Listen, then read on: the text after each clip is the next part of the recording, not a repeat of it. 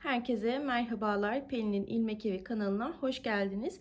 Bugün sizinle gül motifli çantayı paylaşacağım. Kullandığım malzemeler ortalama 1,5 yumak, 2 milimlik kalınlığında bir polyester, şöyle göstereyim, hafif simli bir polyester ip, 2 adet halka kullandım. 3,5 numara tığ kullandım. İşaretçilerden destek aldım. Bir de makas ve çakmağım var. Başka bir şeyim yok. Yapımı oldukça basit aslında. Böyle karışık gözüktüğüne bakmayın.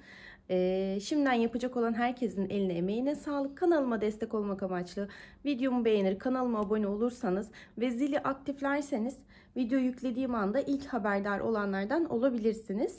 Herkesin eline emeğine sağlık. Kolaylıklar dilerim. Çantamızın yapımına ilk önce gül motiflerimizle başlıyoruz. Gül motifimizi yaparken şöyle bir tur çeviriyoruz. Sihirli halkamızla başlayacağız.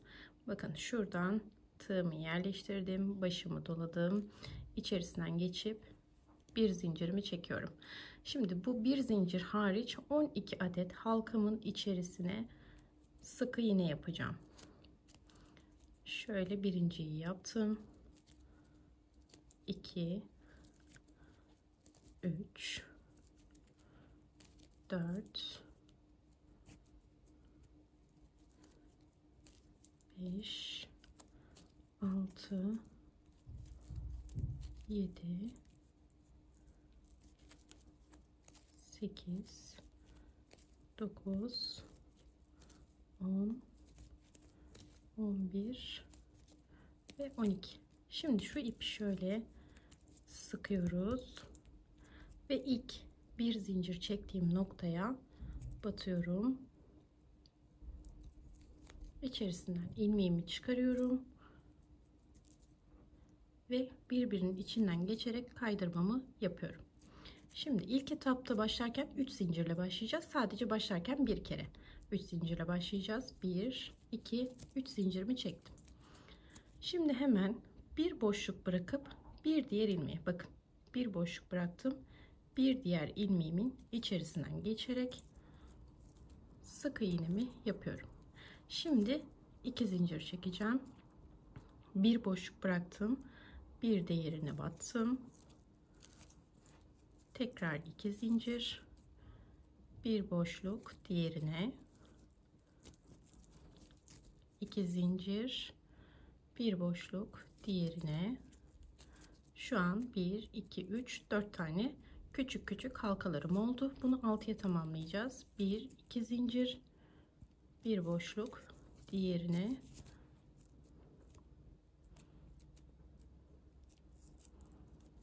1 2 zincir, bir boşluk, diğerine. Evet, 6 adet zincirim oldu. Şimdi şurada bir aralık kalacak. Onu önemsemeyin. Hemen bakın şöyle 1 2 3 4 5 ve 6. Hemen ilk yaptığımız, şimdi ilk oluşturduğumuz halkanın içerisine batıyoruz ve bir adet sık iğnemizi yerleştiriyoruz. Başımızı doluyoruz. Aynı halkanın içerisine 3 adet ikili trabzan yapıyoruz. 1 2 ve 3. Daha sonra yine aynı halkaya bir adet sık iğnemizi yerleştiriyoruz. Yani halkalarımızın içerisine bir adet sık iğne, 3 adet ikili trabzan, bir adet sık iğne olacak. Tekrar yapalım. Bir adet sık iğne, diğer halkamıza geçtik. Başımızı doladık. 3 adet ikili trabzanımı yerleştiriyorum.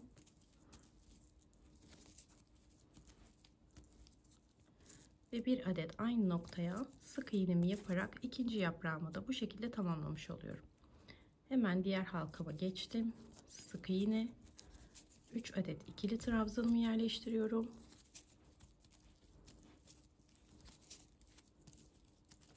Ve bir adet sık iğnemi yaparak yaprağımı bitiriyorum.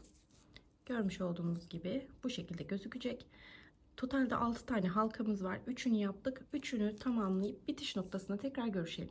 Evet, 6. yaprağımızı da tamamladıktan sonra bakın şu ilk yaprağımızın hemen şurada oyuntusunu görüyorsunuz. Oraya batarak bir ilmek çıkarıp kaydırmamı yapıyorum. Şimdi 1 2 3 zincirimi çektim. Arka tarafını çeviriyoruz örgümüzün. Bakın şöyle yaprakları birazcık çekiştirdiğinizde şurada V şeklinde ilmeğimizi görüyorsunuz. Buraya batarak bir adet sık iğnemizi yapıyoruz. 1 2 3. Hemen diğer yaprağımıza bakın çekiştirdiğimde V şeklinde ortadaki ilmeğim oluyor. Buraya sık iğne. 1 2 3.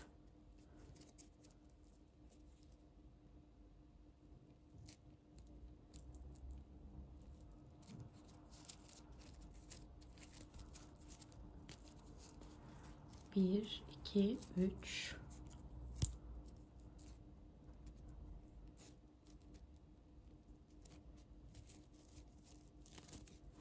Tekrar 3 zincirimizi çekiyoruz.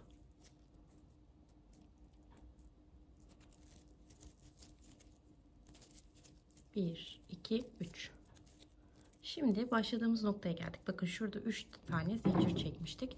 Hemen bunun bir ilmek ayağına batıyoruz. Ve kaydırmamızı yaparak bu şekilde 6 tane arka tarafta halka elde etmiş oluyoruz. Hemen bakın ilmeğimin yanındaki halkanın içerisine batışımı yapıyorum ve bir sık iğnemi yapıyorum. Başımı doladım. Aynı halkanın içerisine 5 adet ikili trabzan yerleştireceğiz. 1 2 3 4 ve 5. Yine aynı halkanın içerisine bir adet sık iğne. Bu yaprağımızda bir adet sık iğne, 5 adet ikili trabzan ve bir adet sık iğne olacak. Hemen yandaki yaprağımıza geçelim. Bir adet sık iğne, 5 adet ikili trabzan,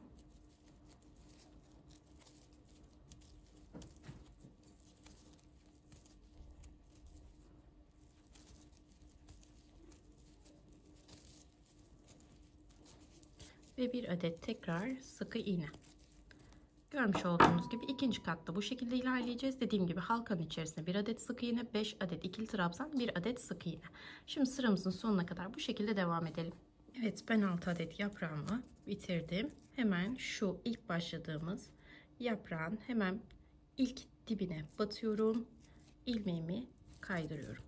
Şimdi 1 2 3 4 zincir çekeceğiz. Yine örgümüzün arkasını çevirip bir alt sırada olduğu gibi şöyle çekiştirdiğinizde bakın V şeklindeki ilmeğimizi gördük.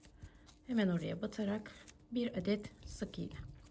1 2 3 4. Hemen arka noktaya V şeklindeki ilmeğime batacağım.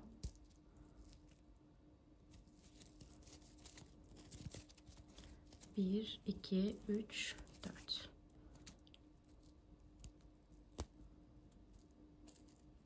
Şöyle tekrar göstereyim. Bakın çekiştirdiğimizde burası. 1, 2, 3 ve 4.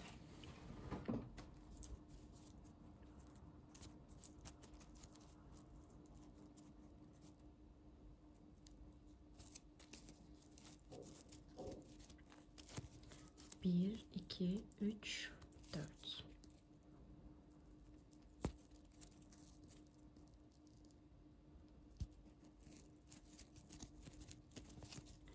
Bir, iki, üç, dört. Başladığımız noktaya geldik. Hemen ilk 4 zincirimi çekerken şurada bakın ayağına hemen şöyle batıyoruz ve bir adet sık iğnemizi yaparak kapatmış oluyoruz. Şimdi arka noktaya ilk hemen halkamın içerisine bir adet sık iğne, 7 adet ikili trabzan yapacağım. 1 2 3 4 5 6 ve 7. Hemen aynı noktaya bir adet sık iğne ile yaprağımı kapatacağım. Üçüncü yaprak sıramızda halkamızın içerisine bir adet sık iğne, 7 adet ikili trabzan, bir adet sık iğne çalışacağız. Bir tane daha yapalım. Sık iğnemi yaptım. 1 2 3 4 5 6 7 adet ikili trabzanımı yaptım ve aynı noktaya bir adet sık iğnemi yaparak yaprağımı kapattım. Şimdi bitimine kadar devam edelim bu şekilde. Bütün yapraklarımızı tamamladık. Hemen yine ilk başlarken yaptığımız sık iğneme batıyorum. İlmeğimi çıkarttım ve bir adet kaydırmamı yapıyorum. Şimdi son sırama geçeceğim. 1 2 3 4 5 adet zincirler çekiyorum. Hemen yine örgümün arkasını çeviriyorum. Yine V şeklindeki ilmeklerime batıyorum. 1 2 3 4 5.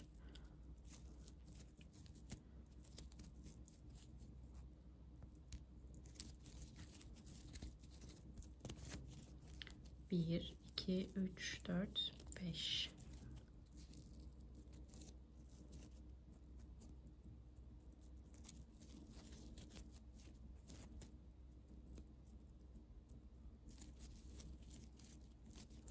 Bir, iki, üç, dört, beş.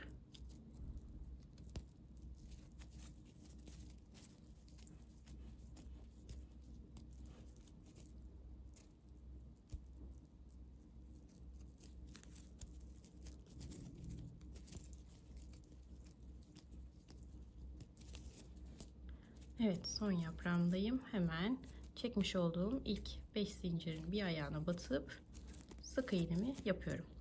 Şimdi hemen yanındaki halkaya başlıyorum. Başımı doluyorum. 1 ikili trabzanlar yapacağız. 8 adet. Birinciyi yaptım. 2 3 4 5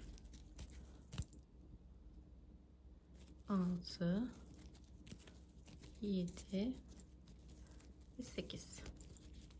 2 zincir çekiyorum köşe çalışmam için. Başımı doluyorum. Aynı noktaya tekrar 2 adet ikili trabzan yapıyorum. Ve ilk yaprağımı bitirmiş oluyorum. Ne yaptım burada? 8 adet ikili trabzan yaptım. 2 adet zincir çektim. 2 adet daha ikili trabzan yaparak ilk yaprağımı bitirmiş oldum. Şimdi başımı doluyorum. Yandaki halkaya geçiyorum. Yine 8 adet ikili trabzanımı yerleştiriyorum.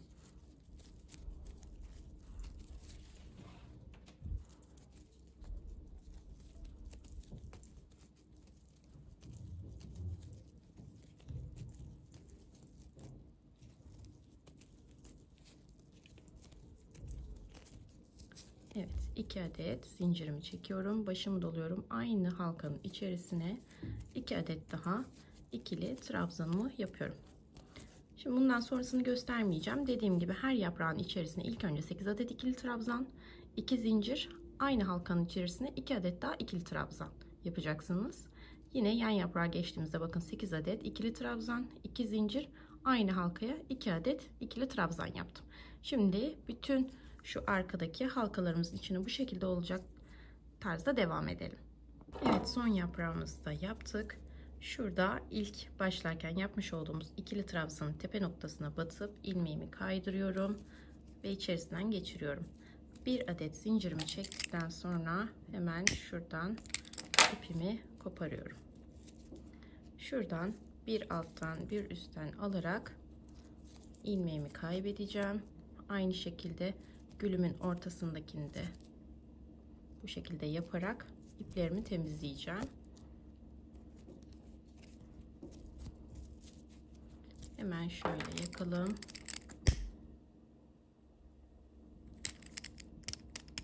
Evet. Görmüş olduğunuz gibi gülümüz hazır. Bundan totalde 13 tane yapacağız. 13 tane yaptıktan sonra birleştirme aşaması için tekrar görüşeceğiz. Evet, şimdi birleştirme aşamasına geldiğinizde şablonunuzu bu şekilde oluşturacaksınız. 4 tane, ortada 3 tane, kenarda 4 tane. En son şu alanı birleştirdikten sonra şöyle iki kenara birer tane de şunu yerleştirerek yan taraflarını oluşturmuş olacağız. Şimdi hemen şöyle ilk bu sırayı birleştireceğiz. Şu kısımlarını, daha sonra üçlünün buralarını ve dörtlünün buralarını birleştireceğiz. En son şuralardan birleştirerek çantamızın formunu oluşturacağız. Hemen şöyle ipimize bir adet zincirimizi çekiyoruz. Evet, şimdi şuradan hemen başlayalım. Örgümün ters yüzleri birbirine bakacak, ön yüzleri dışarıda kalacak. Hemen şu iki zincirlik alanı görüyorsunuz. Oraya batıyorum. Karşı motifimde de aynı şekilde çekmiş olduğum ilmeği içerisinden geçiriyorum ve bir adet sık iğnemi yapıyorum. Şimdi şuradaki iki zincirlik alana kadar, bakın iki zincirlik alana kadar bütün trabzanlarımın tepesine şu şekilde karşılıklı olarak, bakın ilk motifimin ilmeğini aldım, karşıdaki motifimin ilmeğini aldım, içerisinden geçirerek bir adet sık iğne yapıyorum. Sırasıyla bütün trabzanlarımın tepesine bu şekilde sık iğnelerimi yerleştiriyorum.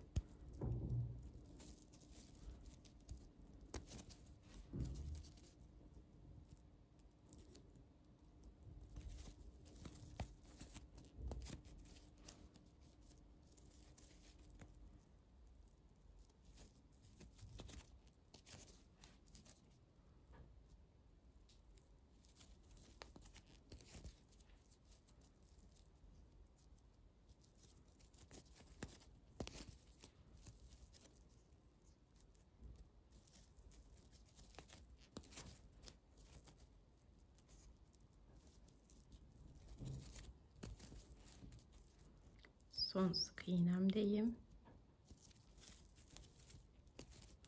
2 zincirlik alanıma geldim. Bakın şöyle göstereyim. Oraya batıyorum.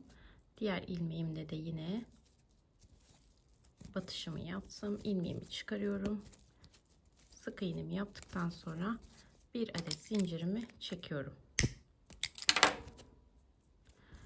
Görmüş olduğunuz gibi şu şekilde birleşimini yapmış olduk. Şimdi dediğim gibi 4 tane şu kenarda var.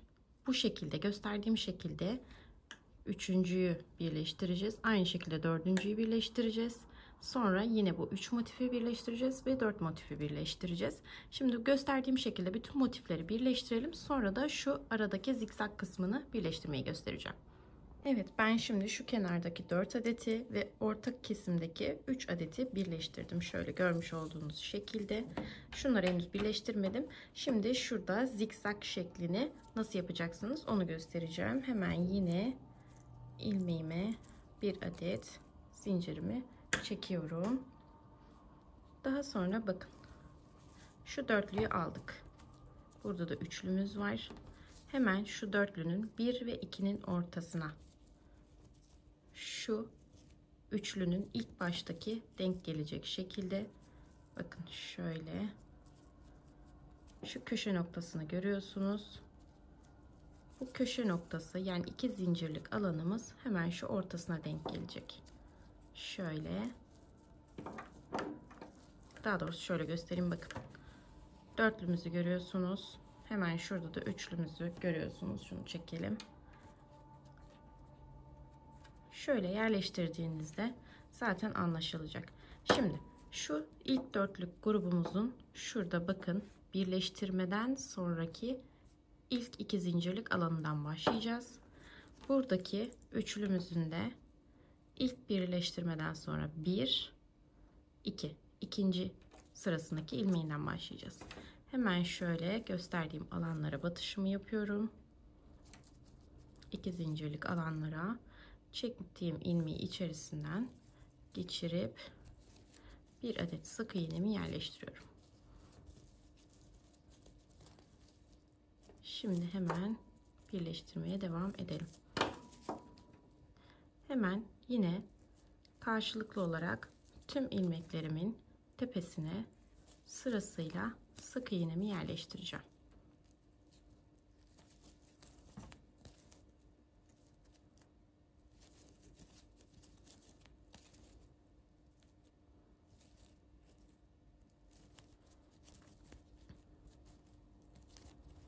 Şöyle devam ediyorum köşe noktama gelene kadar.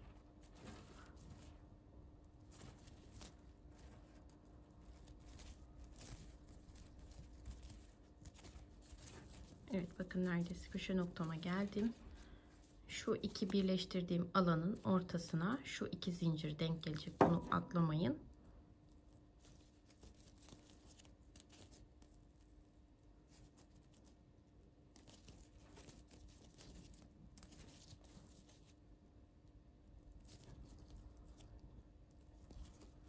Evet. Şimdi bakın görmüş olduğunuz gibi bu alanı birleştirdik. Şimdi şurada hemen şunu çekeyim sizi yanıltmasın. Bakın şurada iki zincirden oluşturduğum alanlarım var. Burada ortası da birleştirdiğim alan. Şimdi burada ne yapacağız? Üstteki gül motifimizin şöyle iki zincirlik alanını görüyorsunuz. Ve birleştirme yerimizde görüyorsunuz. Şöyle birleştirme yerimizin tepesine batıyorum. Burada da iki zincirlik alanımın içerisinden tığımı geçiriyorum. Ve buraya yine bir adet sık iğnemi yaparak birleştirmiş oluyorum. Hemen yine takip eden sık iğne. Bakın iki alanlık zincire değil. İki zincirlik alandan sonraki ilk sık iğne tepesine batıyorum. Hemen diğer gülümünü de şöyle göstereyim. Bakın şurası iki zincirlik alan. Şurası ilk sık iğne alanı. Hemen buradan ilmeğimi geçirerek birleştirmeme devam ediyorum. Umarım köşe çalışmasını anlatabilmişimdir. Şimdi takip eden sık iğneleri karşılıklı olacak şekilde sık iğnelerimi yerleştiriyorum. Birkaç tane yapayım. Hemen birleştirdiğimiz alanı size göstereceğim tekrar. Şöyle olacak. Bakın. Şöyle elimizle de düzeltelim. Bu şekilde görünecek. Şimdi devam ediyoruz. Bakın şurası yine ön cephede kalıyor bu sefer. İki zincirlik alanım yine şu arkadaki birleştirme yerine denk gelecek. Bu şekilde sık iğnelerimizi yaparak devam edelim. İkinci kısımda yine bakın sıramızın sonuna kadar geldik. İki zincirlik alanıma denk geldim. Hemen buraya batışımı yapıyorum. Arkadaki şu motifimde birleştirdiğim yerin tam orta noktasına batıyorum. Bakın şöyle göstereyim. Şurası birleştirmiş olduğum alan. Hemen şöyle batışımı yapıyorum.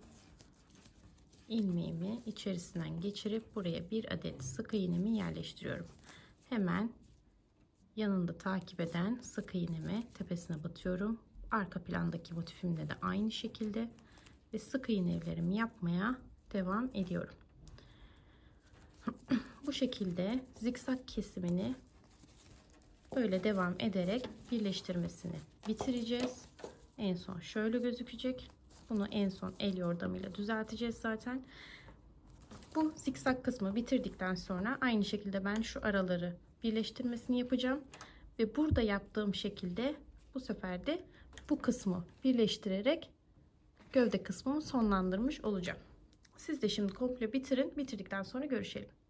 Birleştirmemin sonuna geldim. Bakın şurada iki zincirlik alanım var.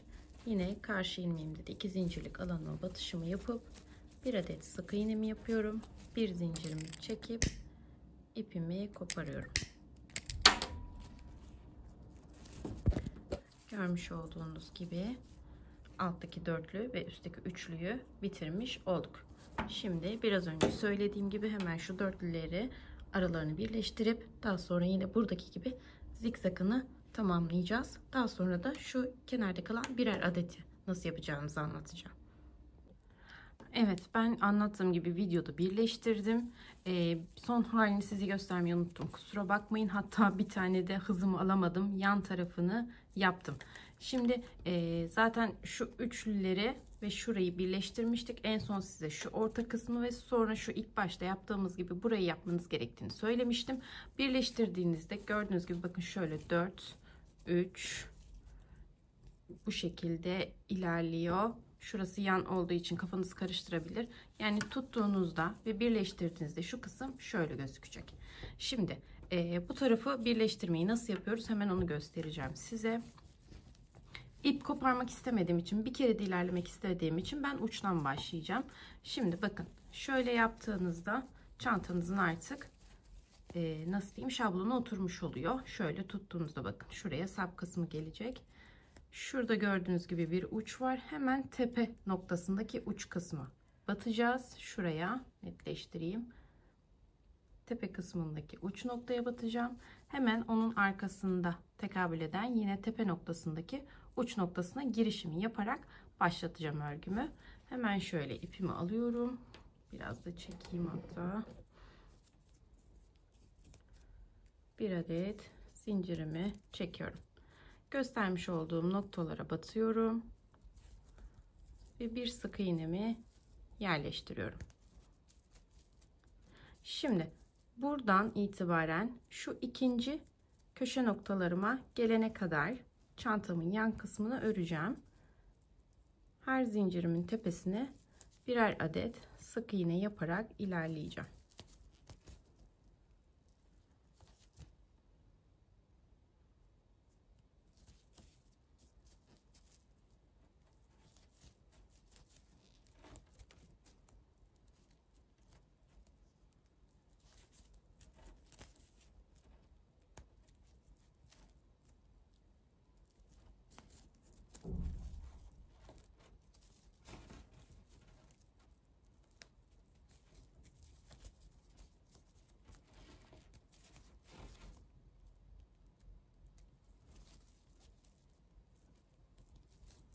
Evet, neredeyse köşe noktama kadar geldim.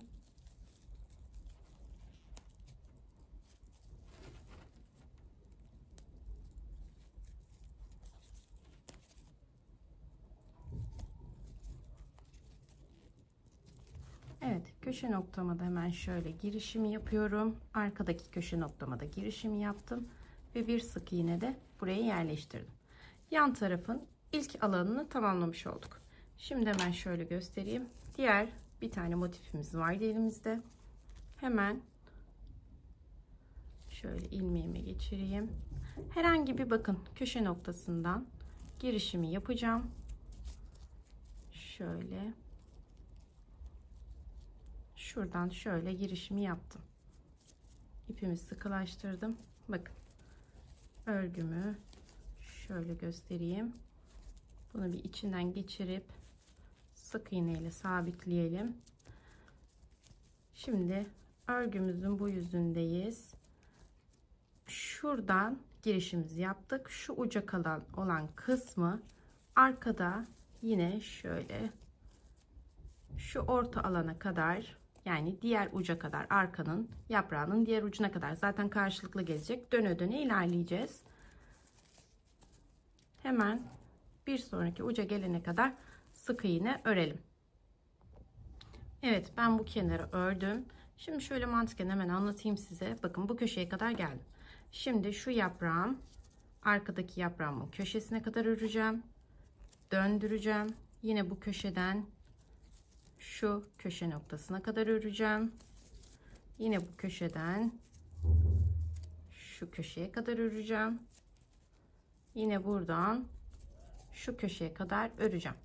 Yine şu köşeye kadar, son köşemize kadar gelelim. En son şurayı da birlikte yaparız. Daha sonra yan kısmımızı bitirmiş oluruz. Yani köşeleri birleştirerek örmeye devam edeceğiz.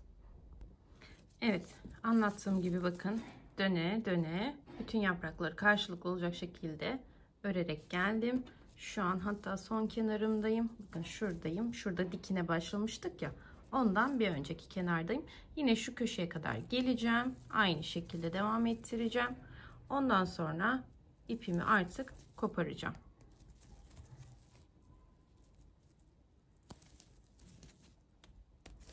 Yani bu kısımda birazcık kafanız karışmış olabilir, anlatamamış olabilirim. Kusura bakmayın. Ben de acele ediyorum bebeğim uyurken bir an önce çekebileyim diye. Mantığını oturtturduğunuzda aslında burayı izlemenize bile gerek kalmayacak. Öyle söyleyeyim. Ona güvenerek şu an videoyu detaylandırmadım. Zaten vaktim de yok. Tekrar kusura bakmayın. Yine anlamadığınız bir yer olursa yorumlarda belirtebilirsiniz. Elimden geldiği kadar yardımcı olmaya çalışırım elbette. Ben neredeyse köşe noktama kadar geldim.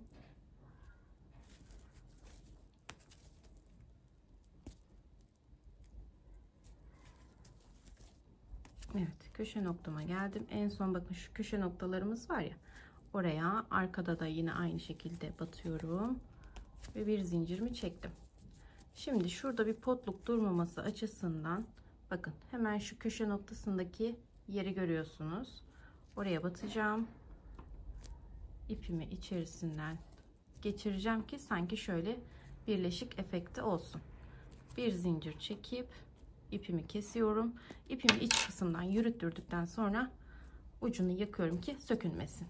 Şimdi ağız kısmına geçebiliriz. Evet, şimdi ağız kısmına başlayabiliriz. Görmüş olduğunuz gibi şunu görmeyin. İki tane şurada noktam var. Bakın şuralardan bahsetmiyorum. Zaten en son şurada bitirmiş olduk şu birleştirme kısmından. Hemen şöyle ağız kısmında bir parti boşluğumuz kalacak yani. Hemen şu noktalardan bakın bahsediyorum. İlk noktama girişimi yaptım.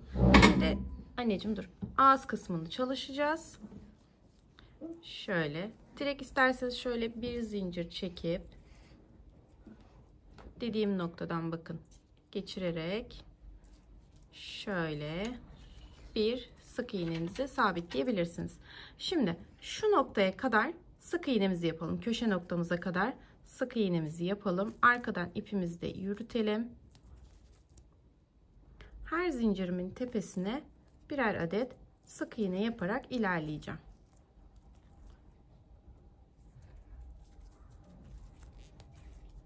Anne. Bir saniye anneciğim. Evet anneciğim.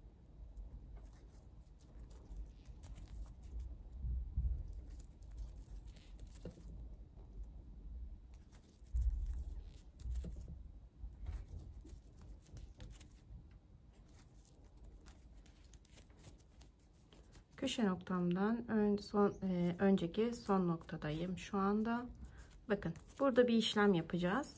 Burada şu ağız kısmının toplanması adına buradaki köşe noktasına bakın giriş yapmıyorum. Buradaki köşe noktasına giriş yapmıyorum.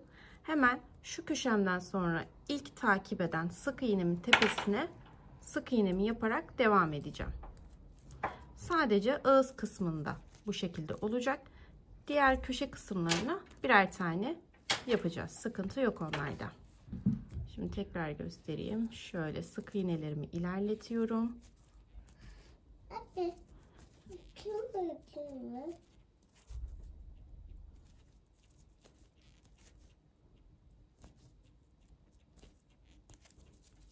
Bakın köşe noktamdan önceki son sık iğnedeyim.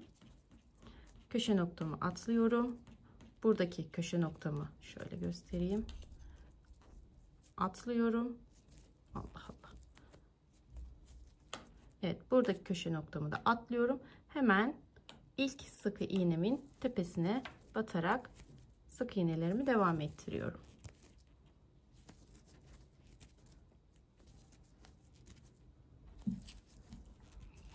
Evet.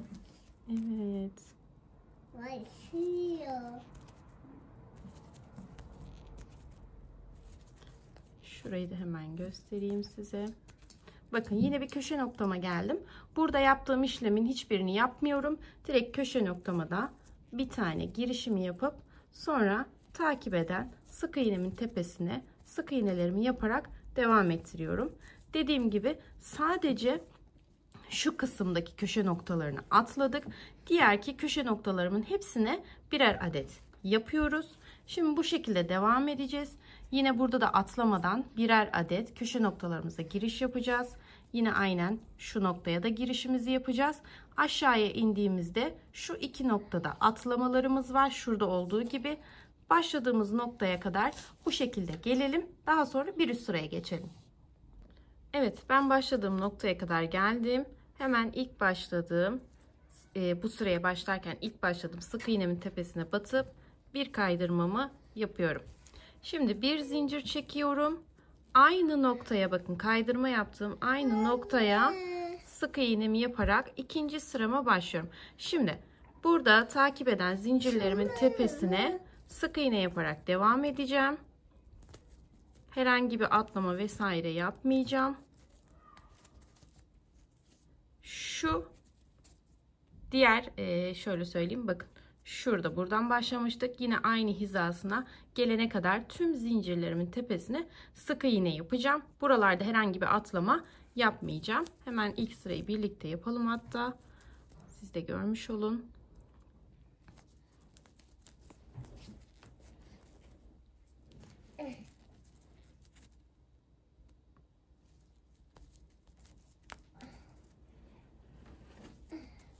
Bakın hiç atlama falan yapmadım.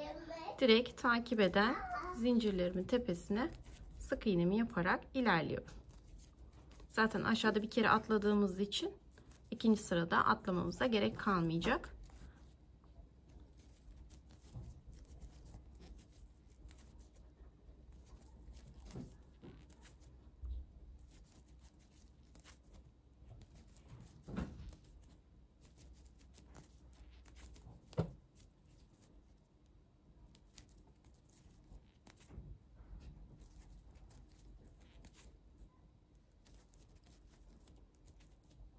Evet, şu an ikinci köşedeyim. Şöyle göstereyim, bakın. Buradan başladım. Birinci ve ikinci köşedeyim.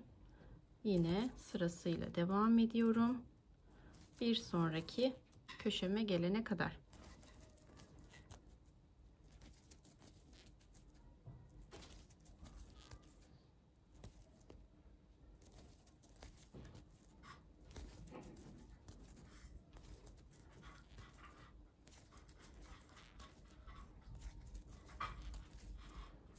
Evet, köşe noktama geldim, bakın şöyle görebilirsiniz. Hemen şöyle, hatta bir tane daha varmış. Şöyle hemen tepe noktasına battım. Bakın altta köşem var. Hemen üstündeki ilmeğim son ilmeğim olmuş oldu. Şimdi artık burada bu şekilde yine etrafına dönerek devam etmeyeceğiz. Bu ilk sıramızda ağız kısmımızdaki bu demir halkanın yerleştireceğimiz biz alanını yapıyoruz aslında. Şimdi burada bir zincir çekiyorum ve örgümün arka tarafına çeviriyorum. Hemen dibinden başlayarak, dip noktadan başlayarak sık iğnelerime devam ediyorum. Ta ki şu başladığım noktaya kadar. Yine tüm zincirlerimin tepesine sırasıyla sık iğne yapıyorum. Herhangi bir atlama vesaire yok. Dümdüz ilerliyorum bu sırada da. Şu an ikinci sıramızdayız dediğim gibi. Evet, ben başladığım noktaya kadar geldim. Son ilmeğimi ördüm. Bir zincir çekip şöyle ön yüzüme geçiyorum. Hemen yine dip noktadan başlayarak sık iğnelerimi aynı şekilde ilerletiyorum. Bir saniye anneciğim. Şu an 3. sıramızdayız. 3. sıramızda da yine bu şekilde devam edeceğiz. Annem bir saniye. Tamam, dinleyeceğim. Buraya kadar devam edeceğiz. 3. sıramızı bitirmiş olacağız. Bu şekilde gide gele totalde 7 sıra yapacağız. 7 sıra yaptıktan sonra bir zincir çekip biraz uzunca, şöyle uzunca bir ip bırakıp kesin ve ucunu yakın sökülmesin. Onu da demir halkamızın sabitlemesi için kullanacağız. Dediğim gibi bu şekilde 7 sıra ilerleyin. Ben şu an 3. sıraya geçmiş oldum. Evet, ben bahsettiğim gibi 7 sıra burada ördüm. Sapımı sabitleştirmek için de belirli bir boyda ipimi bıraktım. Bir zincir çektim ve içerisinden çektim. Çıkarttım daha doğrusu. Burada görmüş olduğunuz gibi ben bir halkamı sabitledim. Şimdi size ikinci halkayı nasıl sabitleyeceğinizi göstereceğim. Hemen şöyle halkamı alıyorum. Şu birleşim yeri şöyle altta gelecek. Bunu getirtemezseniz zaten döndürdüğünüzde şöyle, bakın şöyle söyleyeyim, yine ortalara getirebilirsiniz.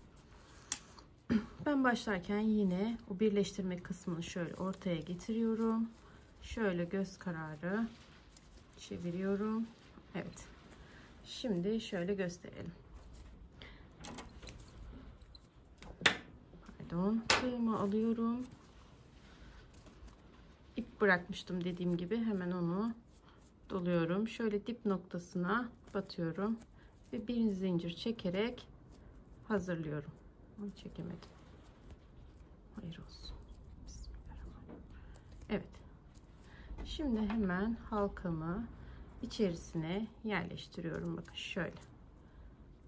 Hemen ilmeğimi, ipimi geçirdim. Şu ipimi halkanın arkasından yürüteceğim bu süreçte. Şöyle sıkılaştıralım. Tur döndüreyim, dönmüş.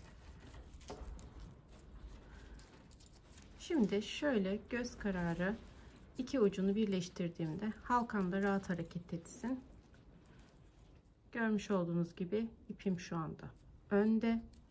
Parmağımdaki ipim halkanın arkasında.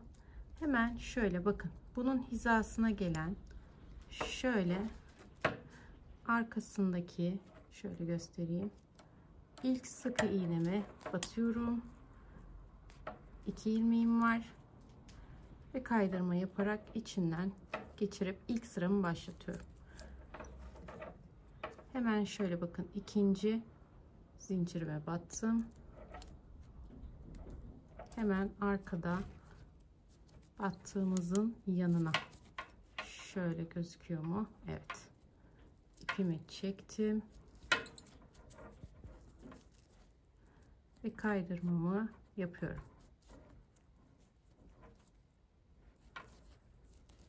Hemen bir yandakine batıyorum.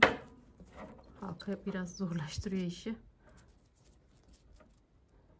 Yandakine battım. Yine arkada sırada gelene bakın şöyle göstereyim. Gözüküyor mu? Evet. İpimi çektim ve kaydırmamı yaptım. Sıradaki ben de bir yandan kontrol ediyorum düzgün olsun diye. Aynı hizada olması bizim için önemli. Kaydırmamı yaptım. Bir sonrakine batıyorum. Hemen arkadakine ilmeğimi kaydırdım. Bu şekilde sıramızın sonuna kadar dikkatli olun. Bir üst sıraya vesaire geçmeyin. O zaman karmaşık bir görüntü elde edersiniz. Sırasıyla bütün zincirlerimize ön ve arkada aynı hizaya gelecek şekilde sıramızın sonuna kadar tamamlayalım. Şöyle göstereyim. Evet, ben şimdi sıramın sonuna kadar ilerlettim. Hemen şu ipi halkanın içerisinden geçiriyorum. Şurada bakın son ilmeğimi yaptım ya. Oraya tekrar bir tane batıyorum. Şöyle göstereyim. Son ilmeğime tekrar batıyorum. İlmeğimi çıkarttım ve bir sık iğne yapıyorum. Bir zincir çekiyorum. Belli bir miktar kesiyorum şöyle. İçerisinden çıkardım. Ve hemen şöyle bir alttan bir üstten ipimi yürüteceğim.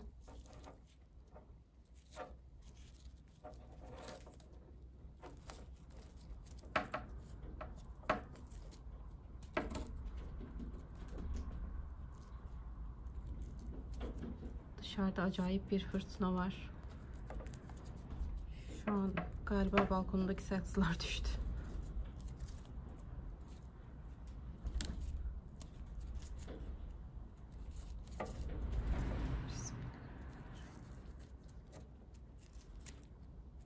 Evet, bu kadar yeter diye düşünüyorum.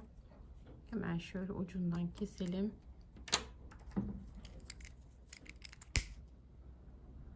İster astarlı ister astarsız kullanabilirsiniz. Satışını yapacağınız bir ürünse, ürün olacaksa astarlamanızı tavsiye ederim. Daha şık gözükecektir. Bunun içine ben genelde saten kullanıyorum. Bilginiz olsun. Evet, çantamız hazır. Evet, çantamız görmüş olduğunuz gibi hazır. Ben bir tık büyük boy bir halka kullandım. Siz dilerseniz daha küçük ebatlarda halka tercih edebilirsiniz. Videomu beğendiyseniz kanalıma abone olmayı, videomu beğenmeyi, yorum atmayı unutmazsanız çok sevinirim. Şimdiden yapacak olan herkesin eline emeğine sağlık. Hoşça kalın.